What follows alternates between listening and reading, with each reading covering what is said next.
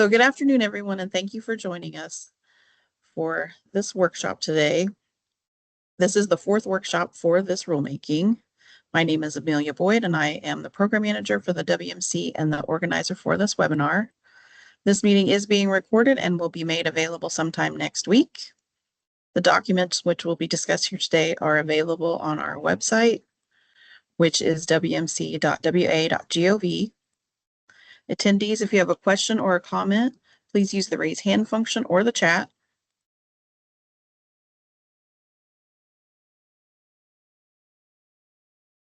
So I will begin the roll call of panelists and staff. When I call your name, please introduce yourself. So we will start with Marlon. Go ahead. Good afternoon, Marlon Basco. I'm a policy analyst with DOH, and I support the Commission with Rules work. Thank you. And Rachel, go ahead.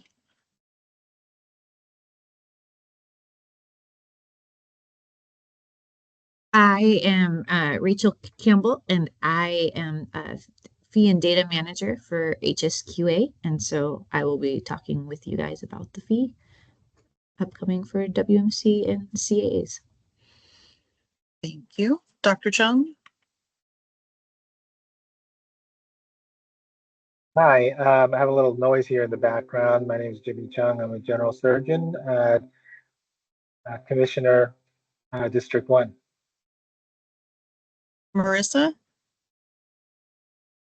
Hi, my name is Marissa Courtney. I'm the licensing manager for the Medical Commission. Thank you. Dr. Curry? Hi, Diana Curry. I'm a commissioner, OBGYN. And Kyle? Good afternoon. My name is Kyle Kiernan. I'm the executive director for the commission. And Ed? Hi, good afternoon. Ed Lopez, the PA hospitalist and commissioner. Thank you. And Micah? Hi, Micah Matthews, deputy executive director with the commission. Thank you. I don't see Dr. Domino at all now. Oh, Dr. Domino, can you speak? Yeah, I had to get out of it. I don't know. I could hear people. I couldn't see anyone. I did see that other sign, and then I had to just get out of it. Excellent. Well, you're with us now. Go ahead and just introduce yourself real quick, and then we'll move on to this next slide. Oh, okay. Hi, I'm Karen Domino. I'm an anesthesiologist and chair of the Washington Medical Commission. Do you want me to do the script, or did you already do it when I had to restart my computer? Nope, not yet. We're going to wait until after the DOH presents their portion. Okay, great. All right. Thank you. So, all right. The authority to set or adjust fees for regulated professions rests with the Department of Health Secretary, not the Washington Medical Commission. However, the department collaborates closely with the WMC to determine fees through a cooperative process. Today, a representative from the Secretary's office will present the proposed fees for the anesthesiologist assistant profession, gather feedback, and address any questions. And with that, I will hand it over to Rachel from the Department of Health. Thank you. I'm going to steal the screen real quick. And then we should be good to go. All very small. Okay. As mentioned before, I am Rachel Campbell, and I am with the department's financial services team. And I work closely with the commission to talk through kind of fee. And we also have Cheryl Hilt in the audience who helps manage the commission's budget, and so she works closely with them to answer any questions and anything kind of around budget management and looking to make sure things are distributed and allocated properly and updated. So today we're going to be speaking about the certified anesthesiologist assistant, and this is going to be a fee overview over kind of what our process looks like for when we're setting fees, what we've decided the fee, what we're presenting the fee to be going forward, and kind of just talking through that process with you all. So to get started, There we go. So as you guys know, but let me give you a quick summary. Senate Bill 5184 establishes the certified anesthesiologist assistant profession under RCW 18223 and places them under the UDA Act, which is an act that we have upon regulation of kind of the different professions. This certification is anticipated to become effective January 1, 2026. This date aligns with the messaging that we've been giving kind of prior to this meeting. I know that the commission and the policy team and all of the parties involved are actually working to try and make that effective as soon as possible and maybe more quickly. But we are hoping to at the most have it become effective by January 1, 2026, with the expectation that it might be effective earlier than that if we're able to get it through at a decent pace. This bill creates a profession to provide anesthetic care under the direction and supervision of the anesthesiologist as part of that care team. And this is under the regulatory authority of the Washington Medical Commission. And so because of that, the bill is requiring the department as well as the WMC to work together and to collaborate to adopt rules to establish licensing requirements, the supervision requirements, continuing ed, and then the department is working on the certification and renewal fees to kind of regulate this. And so we're working together to kind of go through this rulemaking process, which is what you guys have been working on. So in light of that, when we are setting a new fee, the department is considering the financial forecast of the program, and we're setting a fee amount to align revenue with the cost of regulating and licensing and managing that program. We have an RCW 4370-250, which does require that the cost of each profession be borne by the members of that profession through fees. And so when we're going through our process, we're looking at the expenditures, we're looking at kind of the estimates that are happening for revenue for new professions. We don't have a lot of history. And so we're trying to take subject matter expertise, and we're trying to take an understanding that usually commissions like the Medical Commission can provide, so that we can help have a good understanding of what assumptions need to be made, what can we expect coming forward, and then on the expenditure side, what are we anticipating those costs to be, so that we can set those two parameters in alignment. So we used, when we're doing this analysis, we were looking at what was put forward in the fiscal note during session when the bill was getting ready to pass. And that is publicly available on the legislature's website. And so in that, we did have 40 total applications in the first year, and then they assumed that 20 applications would happen in subsequent years. We did lower the renewal rate slightly from what the fiscal note was assuming, because we were wanting to try and capture the most realistic projection as to what would be possible with the renewal rate. So the renewal rate is out of the total population that could be renewing. How many of them do we think we would renew in a given year? And so we set that in our projections at around 86%, which is similar to other Washington Medical Commission professions. And then, as we said before, we're assuming an effective date of January 2026 with the recognition that it could happen at an earlier time. We also wanted to call out that we do make those estimates based on that 2-year cycle, the 2-year renewal cycle, because it's going under the Washington Medical Commission. Their physicians and PA licenses are on that 2-year cycle. And so we were wanting to kind of mimic that in order to enable regulating the profession and making it easier and more efficient.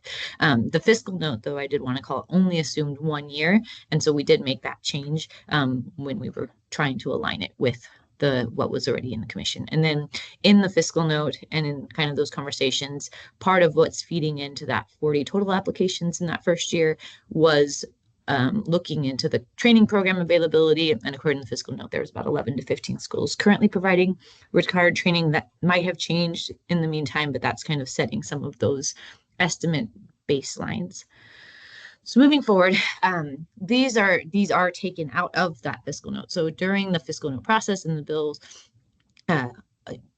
the Medical Commission and our team work together to look through costs that I know the Medical Commission is able to kind of identify what they're anticipating some of those costs to be going forward. And so we create kind of with every bill, we do the bill analysis, and then we also do a fiscal worksheet. And when there's fiscal note involved, we're pulling all of these numbers and trying to understand what are the costs that we'll take to implement this bill.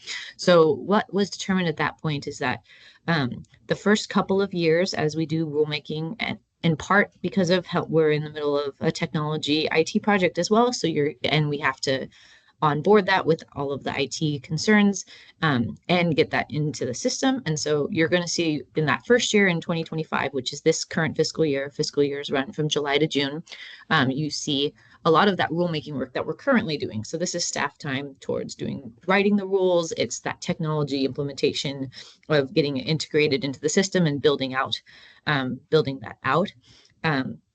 The fiscal note also did identify some licensing, just getting it kind of set into place. And then we didn't have discipline in there because it's not quite effective. So then you do see as you go forward, a lot of that rulemaking will start to subside.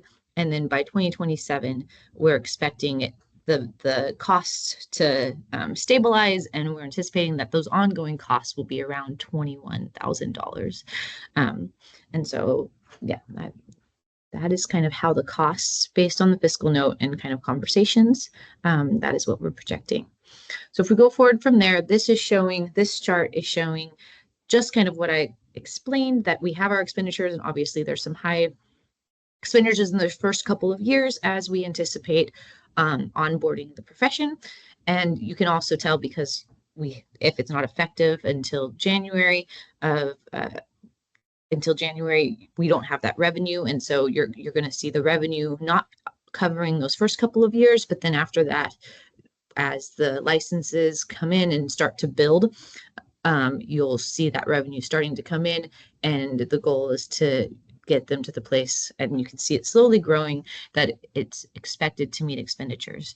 Now, we didn't set them at the place in order to fully cover expenditures, and that was an intentional choice made in collaboration with the Washington Medical Commission, with the recognition that they are willing to utilize some funding from the Medical Commission in order to not saddle this new profession with debt upon its initial establishment. And so if we were to set the fee to cover all of the costs, including those implementation costs, the program would have to recover those costs prior to, we would have to set a fee at a higher level in order to recover kind of those costs that were sunk in the initial seasons when there was no revenue. And so in conversation and in collaboration, the Medical Commission has agreed that in order to launch this profession and enable it to build and not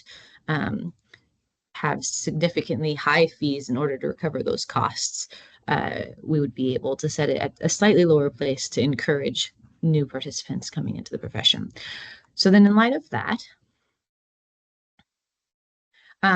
we have our fee proposal and recommendations. Based on conversations, we are planning on setting it on a 2-year renewal cycle at the same level as physician assistants. And so you can see here a table that shows that it's obviously the license and all of the different fee types that are involved with that. We plan on having retired active license, and there will be the late renewal penalties. They'll have the standard fees of the verification and the duplicate licensure, but it's planning on being on that 2-year cycle, just like the physician assistants. And in order to enable this profession to get off the ground, we have set it at that same level as those physician assistants. I do want to note, however, that the department does review fees, and we do monitor balances on an annual basis. And so we, as the fiscal team, have our annual cycle of review. And so we are monitoring these professions and these funds, and we're tracking to see, especially with new professions, when we have estimates, but we don't know how many will onboard that first year. And that would obviously change things if we're looking at a profession that has significantly more licensees than maybe was anticipated. And so we're monitoring this, and we're watching how the next couple of years, especially on a 2-year cycle, how those play out. And we plan on making any adjustments necessary as we get that information kind of going forward. And so we do monitor these annually, and we are watching to make sure that the fees are in the place where they need to be and that they're in a place that is helpful for that profession. The other piece that I wanted to speak to at this point is that the Secretary of Health and the department are responsible for setting and managing fees, somewhat like she mentioned in the beginning. The numbers presented here are largely for information and for informational purposes and for your guys's awareness. They are what, you know, we've set and we believe is acceptable to set the fees kind of in alignment with the expenses that we're seeing, as well as kind of what the medical commission has spoken to. When setting these fees, the department does work closely with the commission. Fee authority is under the secretary and doesn't require the commission approval, but we do value your feedback and we value subject matter expertise. And so we take all of that into consideration in that final determination. So while it is under the secretary, we do try and work very closely with the commission and the stakeholders to make sure that your feedback and your thoughts are taken into account when we're setting fees, because these obviously impact livelihoods and impact the public. So in light of that, that's kind of a large part of our fee process and kind of where we have proposed and we've settled. And so I would like to reach out to you guys for questions and feedback. I see a hand, so go ahead. Go ahead, Dr. Curry. Yeah. Oh, hi. Thank you so much for that summary.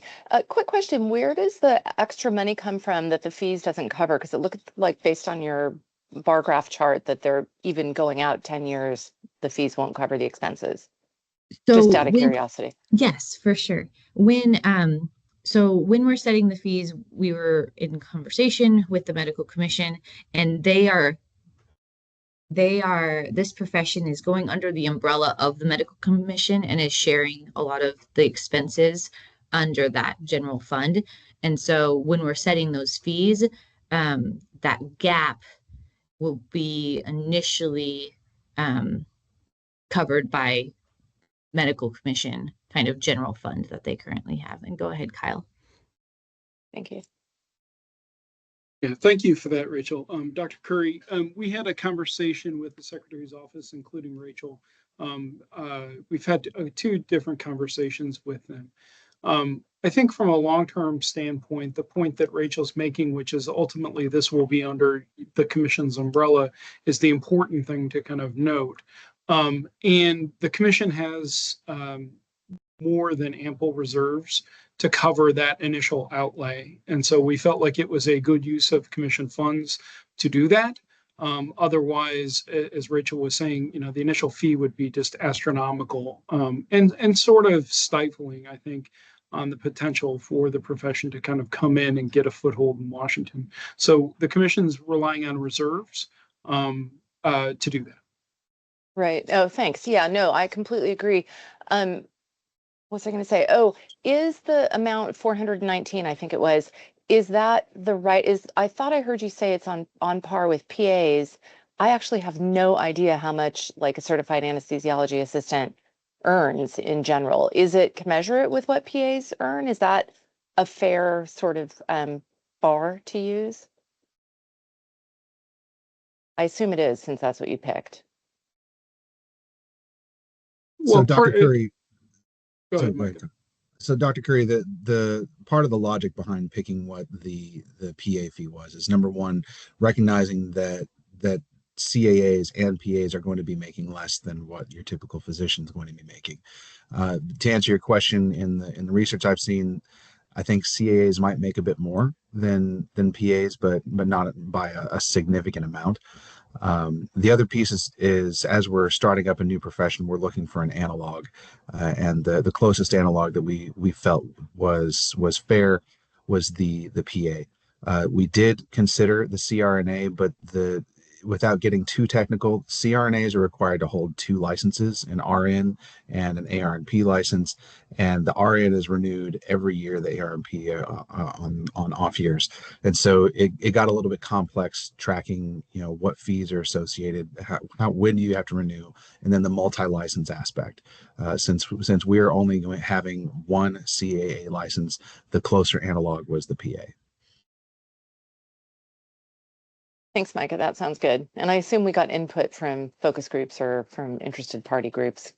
So yes, interested party groups, but as long as they also will apply for the jobs and the licenses, so we can get more help in the state. That's the main thing. Yeah, that's also the point of this particular meeting, is this is the feedback point for the Secretary's office.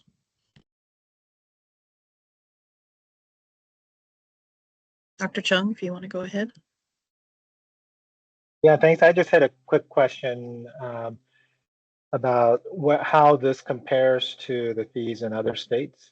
I mean, I know we don't have to be necessarily equal, just kind of ballpark range, where does it fit in? Rachel, I can speak to that a little bit if you'd like. Go ahead. So number one, we're not looking at other states. We have to cover our costs, and so that's part of the consideration here. I have had a conversation with Colorado, and this just shows you how state specific and agency specific things get. In the pandemic, Colorado, they've got a big umbrella agency called DORA.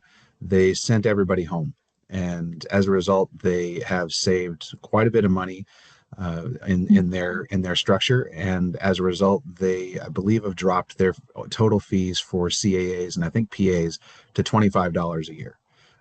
Obviously, that's a possibility we could do in the future, but at this point, we've got startup costs that sometimes when a new profession is passed, that funding is supplied by the legislature from something like the general fund or whatever to offset costs. In this case, we had a fiscal note. We were granted our own funding to help cover the startup costs, but there's still more than that, and that's why we made the decision, because we have a healthy budget and because we're trying to entice and encourage folks to come in to set the fees and cover the cost that way. And if I can just thanks. add I mean, something, I'm assuming sorry, I was just going to say that would be an exception, I would think. But as a whole, just kind of curious, like we do, as much as you say we have to look at our own costs, I mean, we do look at how much it costs for physicians to license in other states. So I'm just kind of curious, are we like off by an entire decimal point, or are we kind of in the right range, or what? I think to get us on track to start up a profession and to start to recover a cost, with the caveat that that the Secretary's office is going to be looking at this on a biennial basis to see how we're cost recovering, I think we're in the right space. You're correct that while, yes, we are aware that physician fees vary by state, we don't much care about what they charge. I mean, take Nebraska for an example. I think they're charging all of $100 for a physician license. Illinois, they have held the physician fee. The medical association there has held the physician fee stable for, I think, almost 15 years, to the point where it's effectively defunded the medical board. And they've got maybe 5 FTE there, and they've got far more licensees to manage than we do. So yes, we are aware of other states, but again, it comes back down to we have to cover our costs, and those are the considerations that we have to have.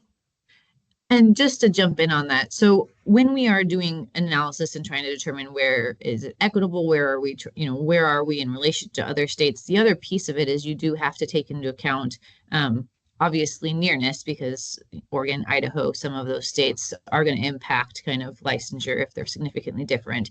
But you also, comparing yourself to Idaho is difficult because of population, and there's across state agencies, especially with medical commissions, but across multiple professions, the structure of how they all do things is significantly different. And so it's not always an apple to apple comparison on how they regulate and what's required of them.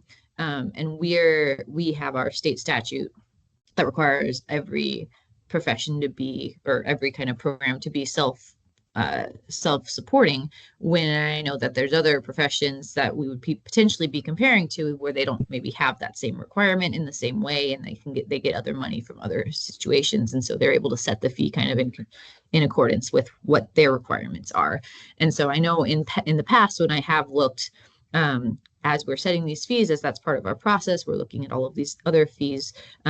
There's certain states that are of a similar size and maybe similar structure, like in Ohio or kind of just across the nation. But then, there's unique things that they're doing that we're not doing, or for example, some states have the medical commission completely independent in their own building, completely as their own entity. And so they're going to have different funding needs than we have them as a partner commission within the Department of Health, using different things. And so that kind of feeds back into what we've been saying, in that there is obvious desire to look around, look at the other states, just to see kind of what is the general ranges, but they are very unique, and so have different needs. So we can't completely go by that either. Yeah, just to give context, probably the biggest two drivers that Rachel listed on her presentation are IT costs, because we're in a shared IT environment, but also the discipline costs are probably the bigger drivers here. You compare us to Oregon, the Oregon executive director can issue our version of statement of charges or whatever on their own. They have one AG. The legal requirements here in Washington, we have to have staff attorneys, we have a legal unit, and excuse me, in the end, Kyle cannot act unilaterally with respect to issuing discipline or anything like that. That adds cost, and so that's really what we're looking at. Our licensing, I would say, if you're comparing licensing processes across state medical boards and various departments of health, you're going to find that pretty universal and pretty uniform with respect to a cost driver. But it's those unique ones that really drive it forward that set us apart.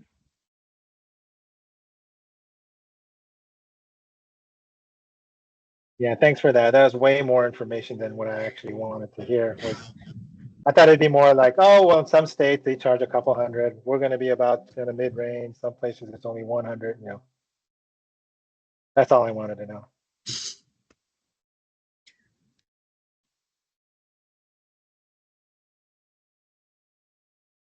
Other questions or feedback at this part of the process? We also do have other avenues by which feedback can be given. It doesn't have to be at this moment. So if you forget or panic or come up with something later, you can always reach out. I believe that there's an email that we can provide as well. And we do have a one-pager that summarizes a lot of this information that will be available to you with contact information, as well as a lot of the kind of expenditures and numbers that you're seeing, so that you can have something in hand so that you can see kind of this in a written format. Ed? Yeah.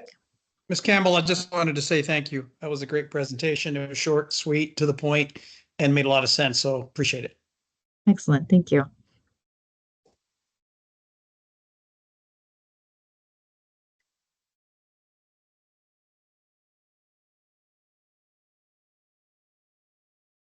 Well, to stay consistent with the short and sweet, if there's nothing else that anyone has any questions, like I said, you can direct your questions to the contact that's either on the one pager, or Amelia, do you have an email you want to direct people to? Yes, I dropped it in the chat. It's excellent. medical.rules@wmc.wa.gov. Rachel, I've got one question for you. Yeah. Given the fact that the Medical Commission has its rules timeline, the Secretary's office, what's the timeline on these fee rules? That is a good question. I believe we're trying to mimic yours, the current timeline that you guys are at the moment. But I will follow back around with that, and we can send out with that one pager kind of a next steps document, so that you can see, at least from the Secretary's point of view, what are kind of next steps and what that timeline looks for you, just so that it's clear and concise and accurate. accurate for you guys to kind of And see. Heather Cantrell, thank you. She has dropped in. We're trying to match the WMC timeline. So one final late breaking piece of information. Thank you to Dr. Bundy for getting this through, but the WPHP Board of Directors has approved the CAAs to be added to that service. And they believe that the existing statute does allow for that. So the WPHP fees and participation for CAAs is completed at that point.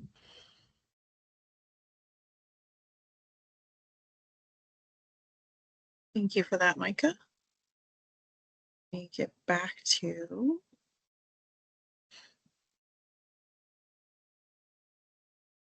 where we were at. Okay, so thank you, Rachel, for that. So if you have any other questions about what Rachel presented, you can send them to the medical inbox, and I will make sure that Rachel gets them, or whoever needs to get them does get them. So thank you, Rachel, for attending today. All right, so we will now begin the WMC portion of the workshop. And so Dr. Domino, you can now proceed with the script. Okay. Hi, everybody. My name is Karen Domino, and I will be the presiding officer for this Wills workshop. Today is Friday, December 6, 2024, and the computer shows 2:06 p.m. as the time. The meeting's being held via Teams webinar and in person at the Capitol Events Center located at 6005 Tyee Drive, Tumwater, Washington. The rule being discussed today is regarding the new profession, Certified Anesthesiologist Assistants.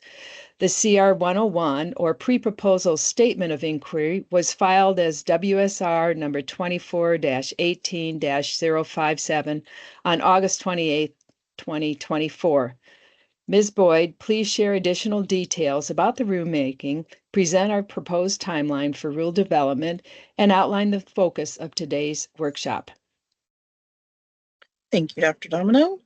So as we've discussed, Senate Bill 5184 has been codified as Chapter 1871D RCW, mandating rulemaking for anesthesiologist assistants, which we will refer to as AAs or CAAs throughout this workshop.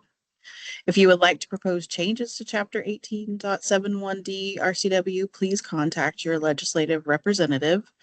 When providing feedback on the draft language, please remember that the WMC is the rulemaking and disciplinary authority for MDs, PAs, and now CAAs. We do not have jurisdiction over other healthcare professions. For information on WACs governing other professions, visit the Department of Health's website at doh.wa.gov for contact details. Sorry, my thing is lagging really bad. And so here's our proposed rule development timeline, which we have presented at all of the previous 3 workshops, and we are on track to meet this. As Micah mentioned, we are trying to get this rule completed earlier than late 2025, and we are doing our best to do that. We do have one additional workshop scheduled for December 16th for this rulemaking, but whether it will be held depends on the outcome of today's workshop. And then we plan to request approval to move forward with the next step in the rulemaking process, which is the CR 102 or proposed rules at the WMC's business meeting on January 10th, 2025. The hearing for this rulemaking is tentatively scheduled for May 9th, 2025. And then during today's discussion of the draft language, we will review and consider suggestions for potential revisions to the current draft. Dr. Domino will open the floor for any questions. And then after all suggestions and questions have been addressed, Dr. Domino will ask the panel to vote on whether to approve the amended draft if the draft presented today is amended for presentation to the full commission at their next business meeting on January 10th. At that meeting, the commissioners will be asked to approve initiating the next step in the rulemaking process, which is that CR 102 or proposed rulemaking. And so, Dr. Domino, you may please continue with the script. Okay, Thank you, Ms. Boyd. The next item on the agenda is the discussion of the draft language. We'll be beginning by inviting suggestions for revising the draft language, which is included in the reading materials. Does Ms. Boyd, I guess you can show us, we'll go through this, and I'd like if anyone has any proposed changes to the draft, please let us know. Thank you. Go ahead, Micah. Thank you. So Heather Carter supplied us with some proposed language under I think the limitations in practice section. The 160. Yeah, that's what this little note is. Got it. Okay. And so I think she's here, so I'd love for her to speak to that. The intent is clarity, not change in scope or purpose or function. And so it's under that C, and then there's the 1 little I, 2 little I. I think her intent is to have this new 1 little I replace the 1 and 2 little I. So Heather, if you're here. Yep, I'm here. So yeah, after the last meeting and listening to the discussion, and it seemed like everyone was in an agreement of the concept, and it just needed to be maybe fine-tuned. So this was my attempt to do that. With, I think, yeah, I'm not sure what section it's at, but there we go. So this section C right here is directly from the statute. That's not been modified at all. And then I was proposing just simplifying and just saying, for the purposes of this section, an anesthesiologist assistant may place the order for pharmaceutical agents, medications, and fluids under the consultation, direction, and prescriptive authority of the anesthesiologist, and state that the anesthesiologist does not have independent prescriptive authority, and just leave it at that. Because I think that's what everybody was saying is, yes, you can place that order under the anesthesiologist's prescriptive authority, and that they don't have independent authority to prescribe. We're just using that word order in a placing an order rather than ordering as equaling prescribing, I guess that's the confusion in my mind. So that was my suggestion to try and simplify this, and that little bit would replace little I, 1 little I, and 2 little I. Thank you. Go ahead, Dr. Dahl. Yeah, I thought that clarifies it. I guess I would like to hear from a lot of the stakeholders in this, but to me, that's what it's placing the order, and it was just confusing for people. And I thought that's excellent language, I think.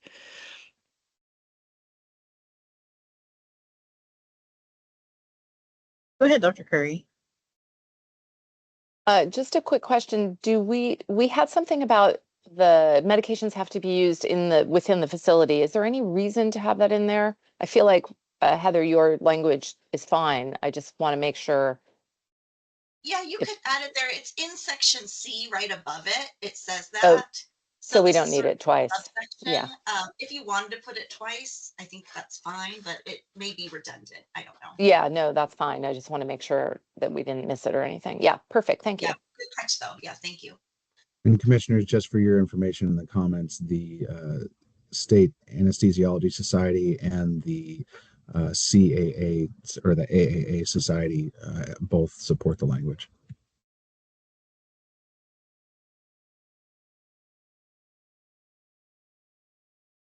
Any other questions about this change or comments? And that is the only suggested change I've received in the past couple of weeks since our last workshop. So if anyone who is any commissioners or staff or anyone in the audience who has other suggested language changes, now is the time to bring those up.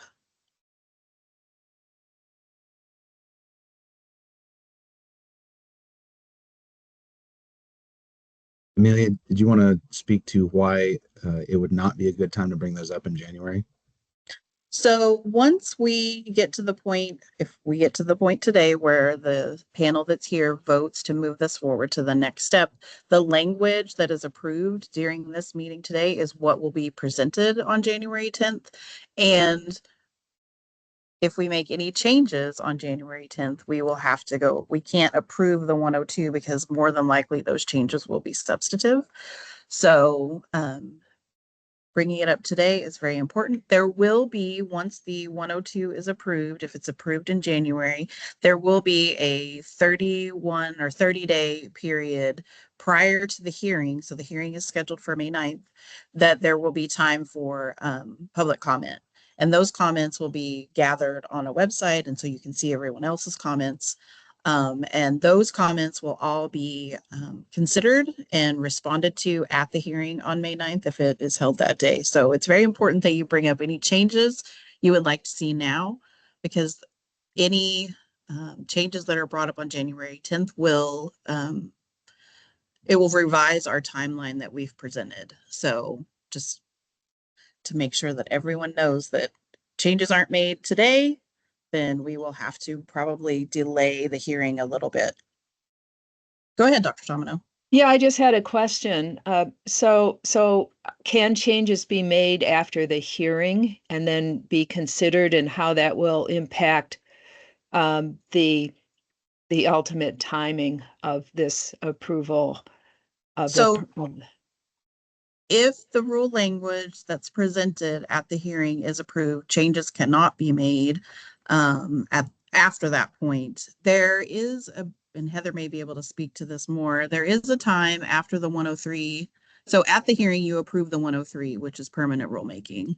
And there is a time in there where it can be pushed back if there is a substantive change that the commissioners feel needs to be included. Outside of that, once you approve the 103, we will file it. The rules will be permanent and they will be effective 31 days after we file the 103. And then if anyone wants a change at that point, they'll have to file a rule petition to get any changes made. Heather, clarify any of that if needed.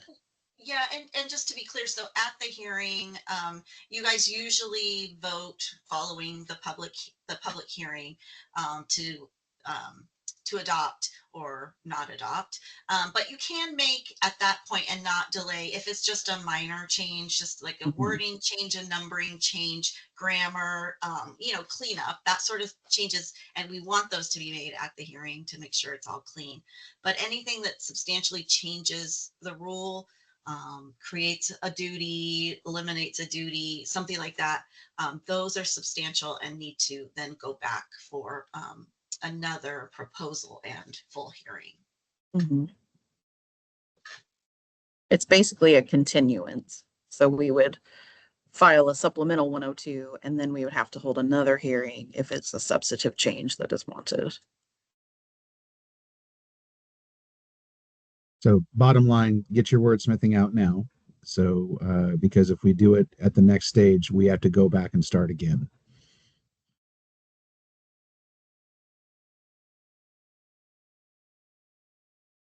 So if anyone has any suggested edits or changes they would like to be considered today, now is the time to bring them up.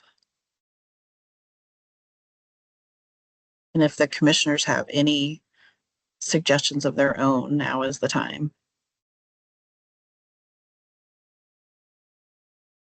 Are you all good with what we have now with this change? I'm good with it. I just didn't know if there were other commissioners who might have something to say about it.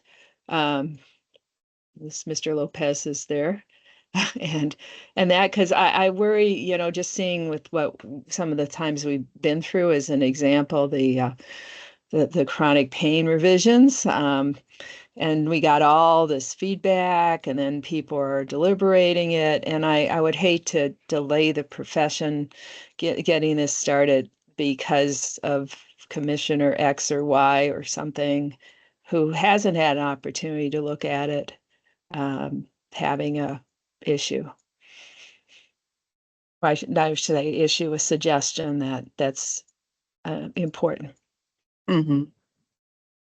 Go ahead, Ed. Yeah, I think well, I'd like to say that I think what is before us is an excellent representation of intent of what it is we're trying to do here, to try to regulate and implement a new profession. The stakeholders, I think, seemed to say what they needed to say. And I think, my sense, please correct me if I'm wrong, stakeholders that are present, if that the issues that were posed were addressed and resolved. And I think, thank you, Heather, again, for that sticky wicket we seemed to have last time. We just kept going around in circles on that particular. We had a little bit of analysis paralysis at that point. Thank you for breaking that and making it clear. I think it's very clear what it is we had intended to say last time. So I feel very comfortable with what we have before us. Yes, it is a new profession. I would certainly never think that it's perfect, but I think from a good beginning of what we are trying to do and how we're trying to implement a new profession that apparently is very needed in the medical community, a very good job has been done. So thank you for all the hard work.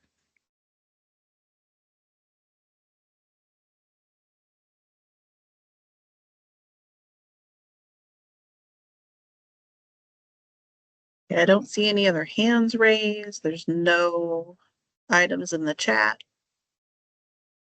So I think we can move on to the next step in the script, please. Okay. It's that thank you for your suggestions and questions. Okay, that's what I was thought. Yeah. Thank you. We'll now address any questions. Does anyone have questions regarding the draft language?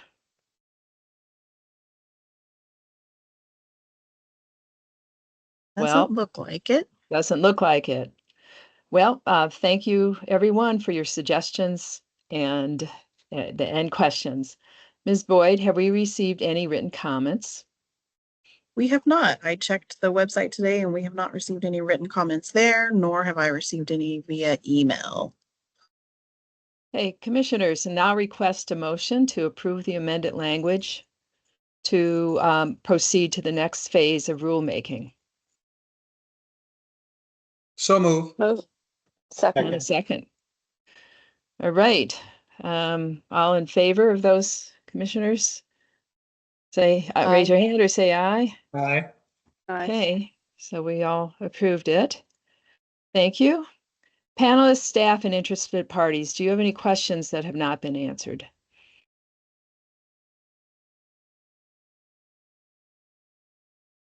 Don't see any hands raised.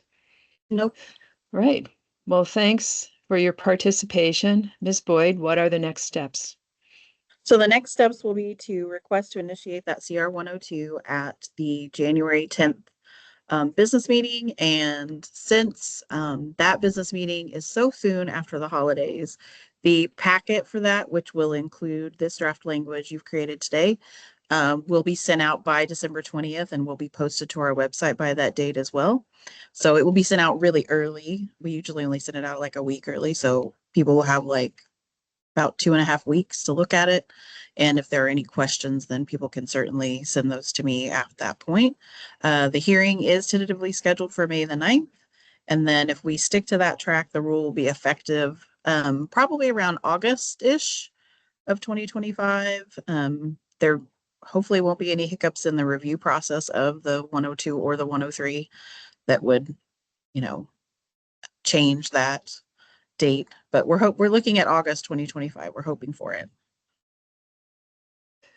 Great. Oh, Mr. Lopez.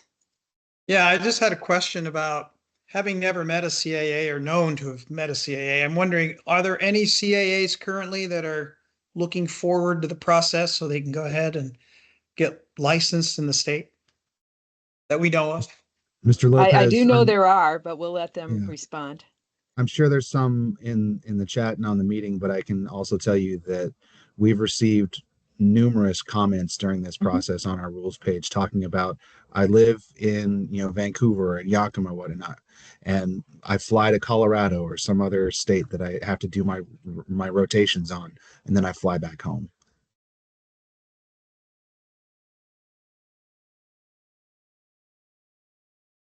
All right. Any other questions or comments? Seeing none, I will now close the workshop and look forward to wrapping up this rule in 2025. Thanks, everyone, and have a Thank you, wonderful everyone. holiday season. Thank you. Thank you. Thank you. Thank you. Bye.